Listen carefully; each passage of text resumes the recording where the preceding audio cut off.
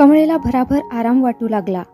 खोलीतल्या खोलीत व नंतर घरात ती थोडी हिंडू फिरू लागली तसे शांतेला परत जावेसे वाटू लागले.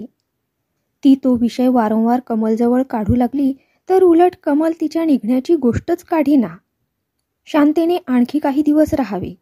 आपल्याला चांगले बरे वाटू लागल्यावर आपण हौसेसारखे तिला काही करावे व मग तिला धाडावी असेच कमलला वाटत असे. जाण्याची गोष्ट निघाली की हटकून कमल तो विषय बदलावयाची. एकदा दोनदा तर शांतेने आपल्या घरी आपण येणार म्हणून पत्रे सुद्धा लिहायला घेतली, पण कमलने ती तिला धड लिहूच दिली नाहीत. उलट अर्धवट झालेली पत्रे तिने फाडून टाकली. जी लिहिली ती पोस्टाच्या पेटीत पडू दिली नाहीत. मग शांता काय करणार? शांतेच्या घरी तिची वृद्ध आई आणि कॉलेजात तिचा एक वडील भाऊ, तिचा मधुकर दादा, एवढीच तिची आवडती आपली माणसे होती. हे कमलला माहीत असल्यामुळेच आपण आग्रहाने शांतेला आणखी काही दिवस आपल्याकडे ठेवून घेतले तरी त्याबद्दल तिची आई किंवा तिचा भाऊ आपल्यावर खात्रीने रागावणार नाहीत असा त्यांच्याविषयी तिला भरवसा होता आणि म्हणूनच ती तरी तसा आग्रह शांतेला करीत होती. आपल्या आवडत्या माणसाकडे जाऊन राहताना बरे वाटते, पण तेथून निघताना मात्र आग्रहामुळे जीव अगदी मठ्ठ्यास येतो. तेथील मंडळी काही सुधेपणाने सोडत नाहीत, आज उद्या करतात. तितक्यातूनही बळजबरीने निघावे तर कोणी गाडी चुकवतो, कोणी काही जिन्नस लपवून ठेवतो आणि थट्टा मस्करीने जीव रडकुंडीस येतो. सध्या अगदी तशी स्थिती शांतेची कमलच्या घरी झाली होती. जाण्यासंबंधाने शांता जरा थोडी चिडल्यासारखी होऊन बोलू लागली म्हणजे कमल तिला म्हणे, काय ग शांते, तुला ठेवून घेते म्हणून तुझी आई रागावेल की भाऊ ओरडेल माझ्यावर? आणखी कोणी काही म्हटले तरी मी त्याची समजूत काढीन. आई रागावणार नसली आणि मधुकर दादा काही बोलणार नसला तरी मी काही आता राहणार नाही. जाणार म्हणजे जाणार. का? त्याच्याशी तुला काय करायचं आहे? मी आले, तुला बरंही वाटू लागलं, झालं माझं काम, आता मी जाणार. आईबद्दल नाही, मधुकरबद्दलही नाही, तर काय ग आमच्या शांताला एखाद्या सुधाकराने तर आपल्याकडे ओढ लावली नाही ना? चल, चहाटळ कुठली. अशा वाक्यानेच दोघीच्या संवादाचा शेवट होई. नंतर जाण्याचा विषय तितकाच थांबे. शेवटी हो ना करता करता एकदाचे शांतेचे 1-2 दिवसातच जाण्याचे व त्याप्रमाणे तिने एक आगाऊ पत्र टाकण्याचे ठरले. कांताची परवानगी मिळाली. कमलने रुकार दिला व त्यामुळे शांतेलाही आता शांतता लाभलीशी वाटू लागले. उरलेल्या 4-2 दिवसात दोघी मैत्रिणींनी अगदी मनमुराद हसून खेळून चैन करून वेळ घालवण्याचे ठरवून टाकले व त्याप्रमाणे त्या वागूही लागल्या. त्याच्या कोणत्याही गोष्टीला कांत अडथळा करणे शक्यच नव्हते आणि तो तरी तसा अडथळा का आणील? कांतही साहजिकपणे शांतेशी जरा बोलू लागला होता व शांताही त्याच्याशी उलट बोलू धजत होती. कमला, कांत आणि शांता एकत्र बसले म्हणजे त्यांच्यात थोडासा थट्टा विनोदही होऊ लागला. त्याचे बरेचसे श्रेय बहुतेक कमललाच होते. पण हे सर्व शांता आपल्या घरी परत जाण्याची वेळ आली तेव्हा घडू लागले. तथापि कुणालाही त्यात फारसे चुकल्यासारखे वाटले नव्हते. कमला नुकतीच आजारातून उठली होती. नव्हे, खरे सांगायचे म्हणजे ती नुकतीच कुठे उठत होती. डॉक्टरांनी 4 दिवसांपूर्वीच प्रत्यक्ष येण्याची जरुरी नाही असे सांगितले होते. शांता परत जाणार म्हणून तिच्या आवडीचे व आपल्याही रुचीचे पदार्थ कमल करू लागली. दुखण्यातून उठल्यामुळे तिची अन्नावर जास्त वासना जाऊ लागली. आवडते पदार्थ करावयाचे आणि ते हवे तितके खावयाचे असे तिने चालवले. तिला नको कोण म्हणणार? आजारातून उठल्यावर सर्वांनाच असे होते, पण त्यावेळी जरा जास्त जपून वागावे लागते. सांभाळूनच खाणेपिणे ठेवावे लागते. नाहीतर अशाच वेळी वागण्यात थोडे कुठे इकडे तिकडे झाले तर आजार हटकून उलटण्याची भीती असते आणि तसा तो एकदा का उलटला म्हणजे त्याचे परिणाम काय होतील आणि काय नाही याला सुमारच नसतो. अशाच वेळी उलटलेल्या दुखण्यात रोगी दगावण्याची धास्ती असते. यावेळी डॉक्टर वैद्य हेच सांगत असतात. अशा वागणुकीची जबाबदारी आजाऱ्यावर आणि घरातील इतर माणसावर असते हे पुष्कळांना समजते, पण उमजत मात्र नाही. पुष्कळ शहाण्या सुरत्यांचीही अशा वेळी फसगत होते आणि हातात आलेला रोग आणि रोगी कायमचा हातातून जातो. कमळेने एक दिवस आपला एक आवडता पदार्थ करून शांतीला आग्रह करवून खाऊ घातला आणि आपणही मनमुक्त पोटभर खाल्ला. दिवसभर हसणे खिदळणे, घरातल्या घरात उगीचच इकडून तिकडे पुष्कळसे हिंडणेही झाले. त्याच दिवशी गार पाणी पिण्याचीही तिला बुद्धी झाली व स्वयंपाकघरात पोतेरे घातल्याची ओल होती तेथे शांतेजवळ येऊन कितीतरी वेळ कमल बसली. दिवसभर त्याबद्दल काही कुणाला वाटले नाही. कांताला तर काय, कमल खणखणीत बरी झाली हीच खात्री वाटू लागल्यामुळे ती वागते हे बरोबरच, तिच्या वागण्यात आणि आपल्या वागवण्यात काडी मात्र चूक नाही, अशाच थाटात तो वागत होता. अलीकडच्या अननुभवी तरुण तरुणींचे सुरुवातीला वागताना अगदी असेच होत असते. रात्र झाली त्यावेळी कमलने भूक नसताही आणखी काहीतरी खाल्लेच, पण मग मात्र तिला जरा थकवा वाटू लागून अंगावर थंडीचा किंचित काटा येऊ लागला. कंबर दुखल्याचाही भास होऊ लागला, म्हणून ती मग अंथरुणावर लवकरच जाऊन पडली. तिची अस्वस्थता पाहून कांतही मग गप्पा मारण्यास तेथे येऊन बसला नाही आणि शांताही आपल्या बिछाण्यावर जाऊन आडवी झाली. शांतेला लवकर झोप येणे शक्य नव्हते. तिचे जाण्याचे दिवस जवळ येऊ लागले होते. दुसऱ्याच दिवशी ती घरी पत्र धाडणार होती. तिला आता घराची ओढ लागून आई आठवत होती.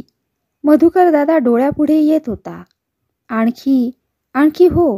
आणखी सुद्धा तिला अलीकडेच आवडते होऊ घातलेले एक माणूस तिच्या चित्तचक्षूंपुढे पुन्हा पुन्हा येऊ लागले होते. तिच्या हृदयाला आठवणीने गोड गुदगुल्या करीत मनाला एकसारखी ओढ लावत होते. होय, शांतेचे एका तरुणावर प्रेम जडत चालले होते. तो सुधाकरच होता व तो तिच्या भावाचा, मधुकराचा गुरुबंधू होता. त्याने आपले हृदय शांतेपुढे व्यक्त केले होते, पण शांतेने त्याला अजूनपर्यंत नाही म्हटले नव्हते आणि होयही म्हटले नव्हते. त्याच्या बाबतीत तिचा एक निश्चय अजून व्हायचा होता, तरीही तिला सुधाकर नकोसा मात्र वाटत नव्हता. एकमेकांची पत्रोपत्री, गाठीभेटी, हिंडणे फिरणे, बोलणी चालणी सुरू झाली होती. अशाच वेळी आपल्या प्रेमाचे रोपटे हृदयाच्या भूमिकेत लावून त्याला सहवासाचे खत, मधुर वाक्प्रवाहातील निर्मळ जळ घालण्याच्या वेळीच तिला तातडीने कमलच्या आजाराचे वृत्त कळताच यावे लागल्यामुळे सुधाकर मध्यंतरी तिला तितकाच दूर झाला होता. आणि इकडे येताच कमलच्या प्रकृतीचा भरवसा वाटेपर्यंत ती आपले पूर्वीचे सर्व जग विसरून गेली होती असे म्हटले तरी चालेल. पण परत जाण्याचा वेध मनाला लागल्यापासून मागील एक गोष्टी तिला आठवू लागल्या होत्या. पडल्या पडल्या तिच्या मनात आज तर त्या जास्तच येत होत्या. कमळेचे तिला पत्र आले त्यावेळी घाईघाईने निघताना धडपणे सुधाकराला ती भेटलीही नव्हती. तो तिच्या घरी आला नव्हता व तिलाही त्याच्याकडे जाण्या इतकी फुरसत नव्हती. तिने आईला विचारले. मधुदादाला सांगून त्याच्यात जवळ सुधाकराला द्यायसाठी एक बोटभर चिठ्ठी लिहून दिली आणि तात्काळ ती घरून निघाली होती. कमल आजारी असून तिने आपल्यालाच बोलावले आहे हे वाचून त्याच विचाराचा जबरदस्त पगडा शांतेच्या मनावर बसला होता. तिने स्वतःच्या सर्व गोष्टी एका बाजूस सारून केवळ कर्तव्याच्या जाणीवेनेच ती इकडे अशी तडक निघून आली होती. पण आता तिला आपल्या घरी परत जावेसे फार फार वाटू लागले होते. जाण्याचे ठरले तेव्हा तिकडची एक एक गोष्ट तिचे चित्त वेधू लागली. दिवसभर कमलबरोबर ती हसली, बोलली. तिला काही पदार्थ करून घातले. कांताशी मोकळ्या मनाने थट्टा विनोद केला. सगळ्यांची करमणूक केली आणि अंथरुणावर पडल्यावर आता मात्र ती आपल्या स्वतःच्या सुखदुःखाकडे वळली होती. शांतेने कमलला आपल्या सुधाकराविषयीचे गोड गुपित अजून सांगितले नव्हते. एकतर कमलच्या आजारामुळे तसल्या गोष्टी बोलण्यास वेळच नव्हता आणि दुसरे असे की सुधाकराच्या विषयीच्या विचाराने अजून तिच्याच मनात परिपक्वता यायची होती.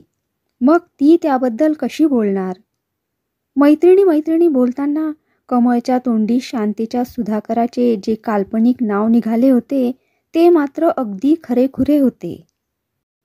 ती एक काकतालीय न्यायाची म्हणा अगर दुसऱ्या कशाचीही म्हणा, पण एक गमतीची गोष्ट झाली होती खरी. असो. शांता अंथरुणावर पडली होती. बाहेर झिमझिम पाऊस सुरू झाला होता. बाहेरचा पाऊस शांतेला प्रसन्नही करीत होता आणि बदलत्या विचाराबरोबर अप्रसन्नताही आणीत होता. अपरात्री तिला कुठे बाहेर जायचे नव्हते. पावसामुळे हवेत एक प्रकारचा गोड गारठा उत्पन्न झाल्यामुळे तो तिच्या अंगाला झोंबून तिला पायथ्याचे पांघरून घ्यायला सांगत होता, तर तिच्या मनातले विचारचक्र त्याकडे दुर्लक्ष करायला लावित होते. आता रात्री येईना का पाऊस? पण उद्या जाताना त्याने बंद व्हावे. आपल्या जाण्यात त्याचा अडथळा होऊ नये.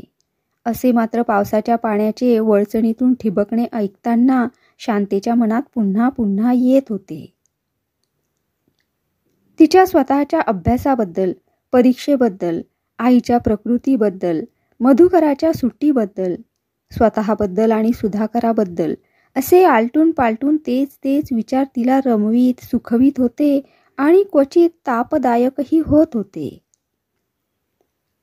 त्यावेळी तिला तसेच कोणी अगदी काळजाला हात घालून विचारले असते तर तिच्या मनात येणारे, आलेले, येत असलेले विचार तितक्याच हळुवारपणे तिने कापऱ्या आवाजात का होईना, पण पुढील प्रमाणे खात्रीने सांगितले असते.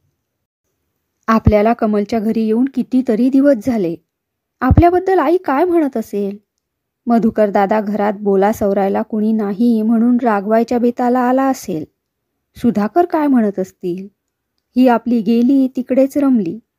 आपल्याला शांता विसरलीही असेल. बायकोचे मन ब्रह्मदेवालाही समजायचे नाही. स्त्रियांच्या मनाचा ठाव कुणाला कधी लागायचा नाही. आपल्या बोलण्याने आणि वागणुकीने त्या उगीचच एखाद्याला आपल्या लहरी खातर लळा लावतात आणि लहर संपली की तसेच त्याला अधात्री सोडून आपले मन दुसऱ्याच कसल्या तरी विषयात खुशाल रमू देतात. बायकावर विश्वास ठेवणारा, बायकाचे आपल्यावर निस्सीम प्रेम आहे असे समजून त्याप्रमाणे वागणारा आणि त्याच्याच तालावर नाचत राहणारा मूर्खातला मूर्ख, अजागळातला अजागळच समजला पाहिजे. शांतेने आपल्या वर्तनाने आपल्याला गोड चटका लावला आणि ती तशीच गेली. गेल्यापासून आपल्याला तिचे पत्र नाही, चिठ्ठी नाही की निरोप नाही. मग येण्याची तर गोष्टच नको. शांता आत्ताच इतकी निष्ठुर कशी बनली? इतकी दुष्ट का झाली? तिचे जर पत्र नाही तर आपण तरी तिला काय म्हणून पत्र लिहावे? आपली जर तिला जरूर नाही तर आपण तरी उलट तिची गरज का बाळगावी? शांता जर आपल्याशी खोटे बोलते तर आपण तिच्याशी तरी खरे का वागावे? जशास तसे या न्यायाने आपण का वागू नये? तशा वागणुकीने कोणताही अपराध आपल्याकडे येत नाही. आपल्याबद्दल सुधाकर अशाच तऱ्हेचे विचार करीत असेल असेच पहिल्या प्रथम शांतेच्या मनात येऊ लागले आणि साहजिकच ती त्यामुळे लगेच अगदी अस्वस्थ चित्त होऊन गेली. विचार बदलावेत म्हणून ती एका कुशीवरून दुसऱ्या कुशीवर वळली आणि खरेच त्याबरोबर तिचे विचारही लगेच बदलले. एक तऱ्हेने पहिल्या विचारांनी एक टोक गाठले होतेच आणि त्या ओघाची दिशा बदलण्याची वेळ आलीच होती व त्याप्रमाणे ते बदललेही. आता तिच्या विचारांची दिशा अशी होती.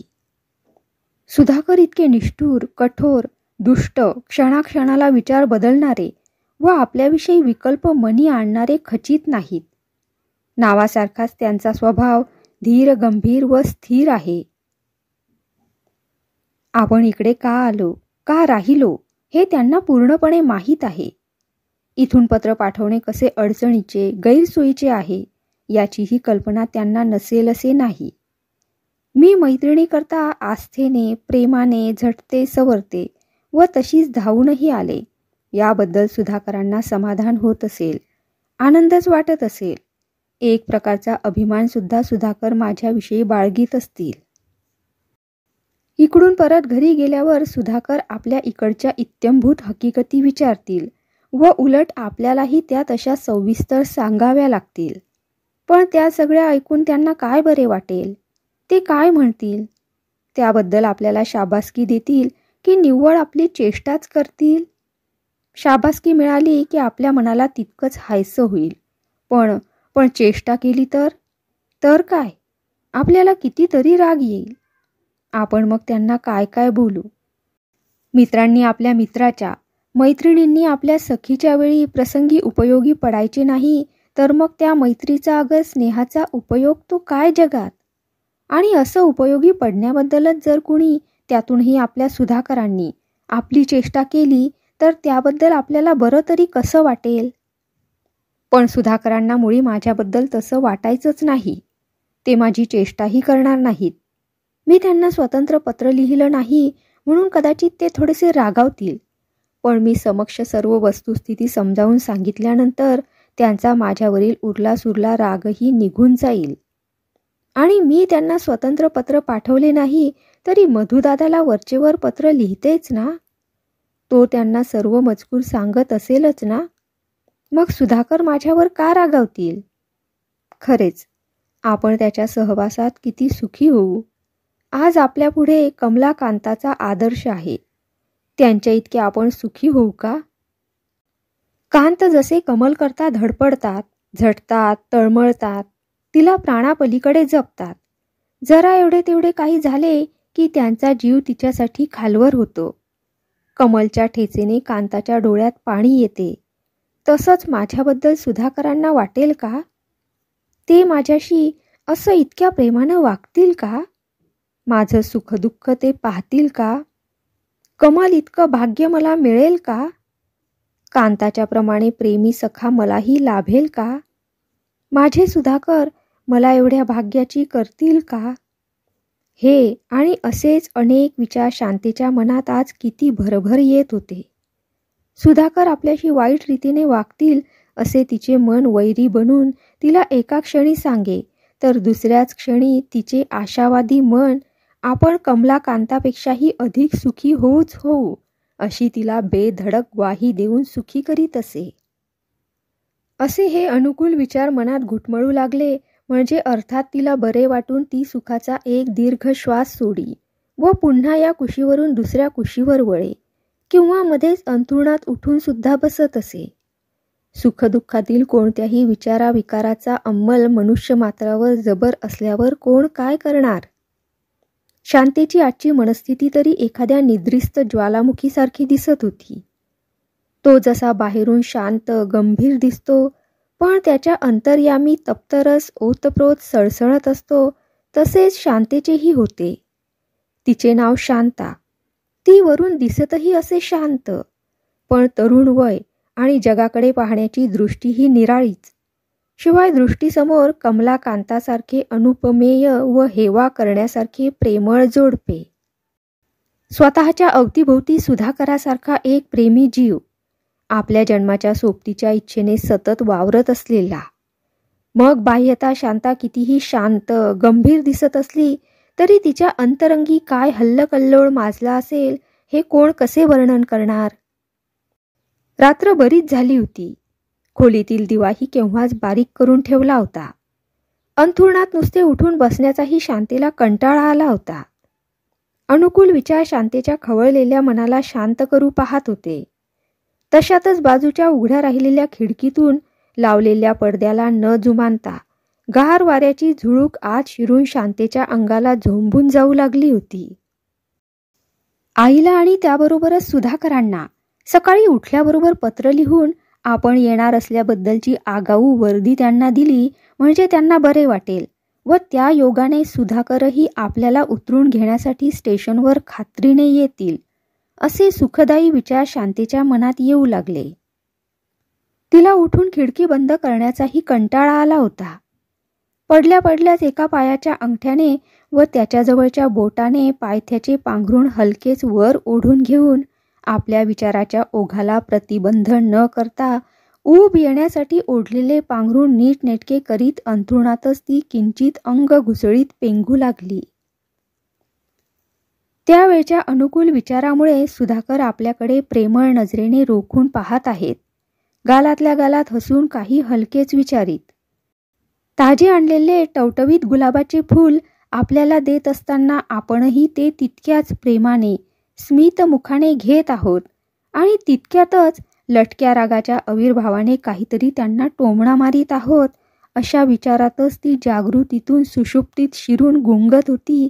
तोच तिकडे अगं आई, आई आई ग, अगं बाई, मेले मेले. शांते, धाव ग धाव, या हो इकडे या, मी मेले, चालले.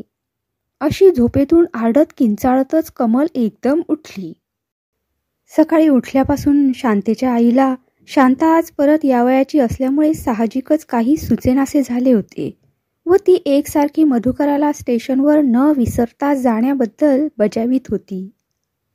मातृहृदयाच्या ओढीने ती तसे सांगत होती, पण खरे सांगायचे म्हटले तर त्याकडे मधुकराचे दुर्लक्षच होते. कारण त्याला कॉलेजातील काही निकडीचे काम असल्यामुळे सुधाकरानेच एकट्याने स्टेशनवर जाऊन शांतेला उतरून घ्यावी व घरी आणावी असा त्या दोघांनी पूर्वीच बेत केला होता. ठरल्या वेळी सुधाकर मधुकराकडे आला. दोघांचेही सांकेतिक दृष्टिक्षेप होऊन करपल्लवीच्या अबोल भाषेत मूक संदेश विनिमय झाला. बिचाऱ्या शांतेच्या आईला त्याचे हे गूढ राजकारण काहीच कळले नाही. घरातून बाहेर निघता निघता मधुकराने सुधाकर एकटा स्टेशनवरून शांतीला घेऊन येणार असल्याचे आपल्या आईला सांगितले. त्यावर ती काही बोलणार तोच, त्यात काय झाले, सुधाकर तरी आपलाच आहे ना, असे त्याने म्हटले व दोघेही बाहेर पडून निरनिराळ्या दिशांनी गेले. आजपर्यंत कॉलेजच्या वातावरणात फिरणारे सुधाकराचे मन आणि देह या दोघांची विचार आचार या बाबतीत फारकतच असे. शाळेच्या चिमण्या जगातून स्वैर सुटलेले मन प्रेम, समाज अथवा राजकारण असल्या कुठल्या तरी जाळ्यात अडकते. सुधाकराने प्रेमाला प्राधान्य देऊन तो मूर्तीपूजक बनला आणि शांतीच्याच ठिकाणी त्याने आपल्या प्रेमाची प्राणप्रतिष्ठा केली. थोड्या दिवसाचा असो किंवा फार दिवसाचा असो, विरह हा विरहासारखाच भासतो, जाणवतो. शांता सुधाकराची विधिपूर्वक धर्मपत्नी झालेली नसली तरी प्रेमाच्या बंडखोर राज्यात परस्परांनी मनाने एकमेकांची निवड केली होती खास. अल्पपरिचयाचे रूपांतर इतक्या थराला कसे, केव्हा गेले याची कुणालाही, त्यांना स्वतःलाही कल्पना नव्हती. ठराविक वेळी फिरण्याच्या निमित्ताने मधुकराच्या घरी येऊन सुधाकराने कधी एखादे मासिक, कधी एखादे रमणीय चित्र, तर कधी फुलांचा गजरा गुच्छ याच्याद्वारे आपले प्रेमसंदेश शांतेपर्यंत पोहोचवले.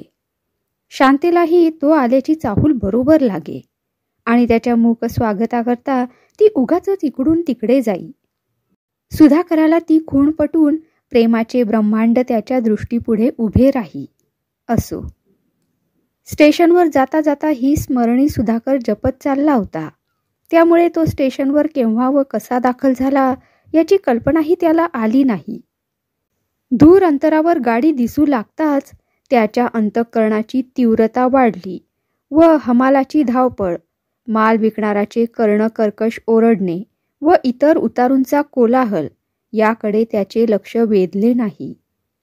प्रवासामुळे चेहरा किंचित मलूल झालेला, केस विस्कटलेले, बऱ्याच दिवसांनी घरी परत येण्याने वाटणारे नवेपणाचे कुतूहल, उतरून घेण्यासाठी अपेक्षेप्रमाणे माणसे आली आहेत की नाहीत हे पाहणारी शोधक दृष्टी, अशाच थाटातील शांतीची उत्कंठित मूर्ती पाहण्यासाठी त्याची सारी शक्ती डोळ्यात एकपटलेली होती. गाडी थांबून तिच्यातील माणसे उतरू लागली. बायकांच्या डब्यातून काही बायकाही उतरल्या, पण सुधाकर पाहत होता ती मूर्ती मात्र कोठेच दिसेना. प्रथम अधीरतेने व नंतर थोड्या आशायुक्त निराशेनेच त्याने 1-2 खेपा घातल्या. शांता आली नाही ही गोष्ट कळून सवरूनही त्याने उगाचच सर्व डबे निरखून पाहण्यासाठी पुन्हा एक चक्कर मारली. तितक्यात त्याचे लक्ष जिन्याकडे गेले. हातात थोडे सामान घेऊन व बाकीचे हमालाजवळ देऊन लगबगीने चाललेल्या शांताच ती.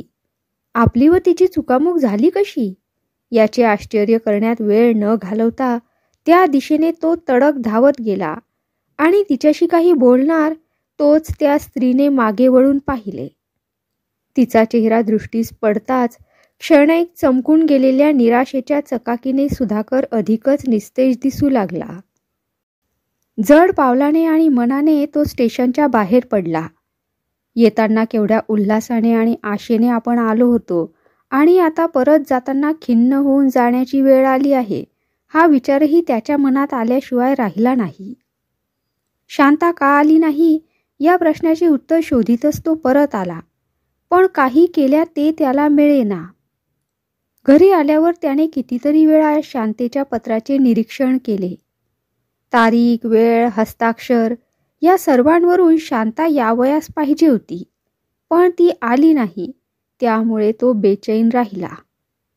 कॉलेजकडे, खेळण्याकडे किंवा वाचनाकडेही त्याचे लक्ष वेधेना.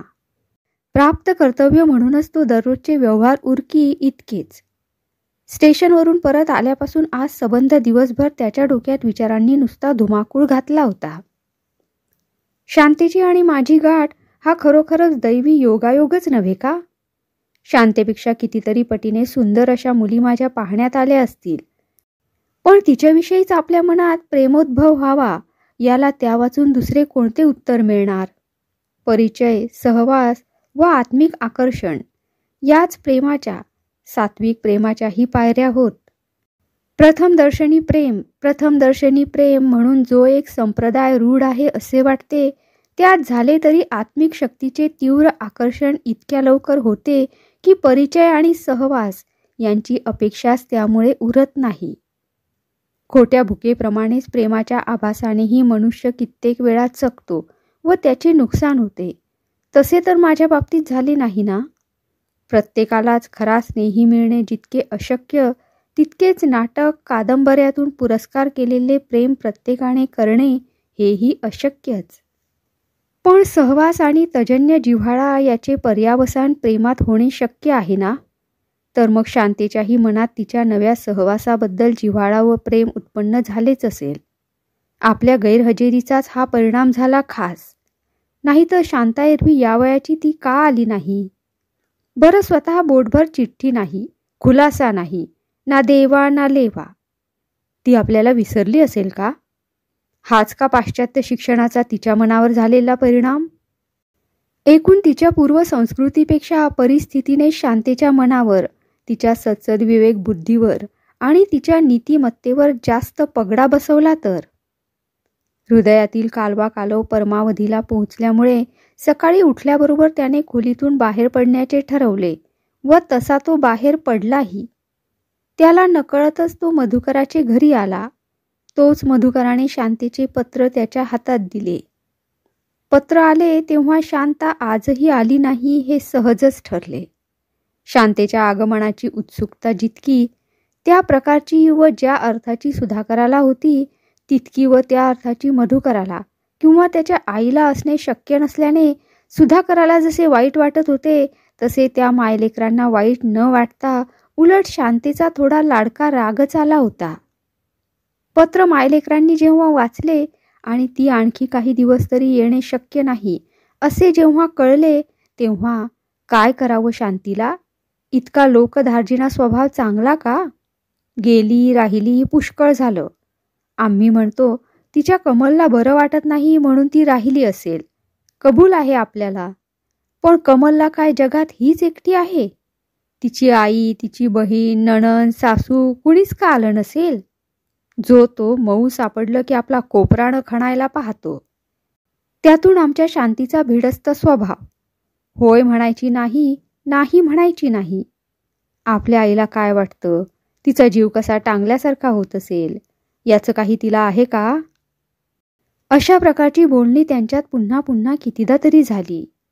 सुधाकर येऊन त्याने पत्र वाचल्यावर पुन्हा त्याची सुधारून वाढवलेली आवृत्ती तिघांनी मिळून काढली.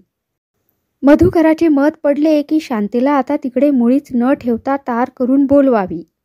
झाला उपकार पुरे झाला. सुधाकराचे मत द्विधा झाले. त्याला शांता यावी असे वाटे. ती करते आहे तेच बरोबर आहे. तिचे करणे सहेतुक असले पाहिजे. वियोगाचा ताण तुटतो आहे की तकतो आहे हेही तिला पाहायचे असेल. वियोगाचा ताण तुटतो आहे की तकतो आहे हेही तिला पाहायचे असेल. आपण उतावीळपणाने तिच्या मर्जीविरुद्ध वागलो तर आपलीच परीक्षा होईल. तेव्हा जे पत्र आता तिला लिहायचे ते तिने येण्याबद्दल तर लिहावेच, पण तिने येण्यापूर्वी कमलजवळ तिचे कुणीतरी मायेचे अगर नात्याचे माणूस तेथे आणवावे व नंतर तेथून परत यावे असा सल्ला त्या मायलेकरांना द्यावा असे त्याला वाटून त्याने तसेच आपल्या मित्रास सांगितले. भवती न भवती होऊन अखेर आईच्या विचारे शांतेला सुधाकराने दिलेल्या सल्ल्याप्रमाणेच पत्र पाठवावयाचे ठरले. ते पत्र पाठवण्याची कामगिरी मधुकराने हसत हसत सुधाकरावरच लादली व त्याने ती पार पाडण्याची बिनशर्त कबूलही केली. सुधाकराने मोठ्या आशेने, उत्सुकतेने आणि जिव्हाळ्याने शांतेने स्वीकारलेल्या कार्याचा गौरव करून मोठ्या युक्तीने इकडे निघून येण्याविषयी तिच्या आईची इच्छा, मधुकराची मनीषा आणि आपली असीम आतुरता सुंदर अक्षरात लिहून कळवली व पत्र त्याच दिवशी टपालात टाकले. ते एकच पत्र काय, पण त्या पत्रानंतर दर 4-8 दिवशी सुधाकर त्या एकाच अर्थाची पण निरनिराळ्या भाषेत, निरनिराळ्या रसात, निरनिराळ्या भावनेतील पत्रे शांतेला लिहत सुटला होता. पण तिकडे सुधाकराच्या त्या सर्व पत्राचा काय शेवट होत होता?